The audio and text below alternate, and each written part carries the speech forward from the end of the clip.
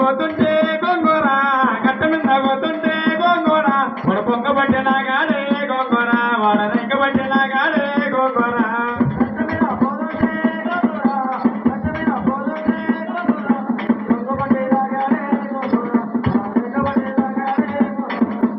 ఎవడెవడో అనుకున్నా గొంగోర వాడెవడోగానమ్మా గొంగోర వాడెవడోగాన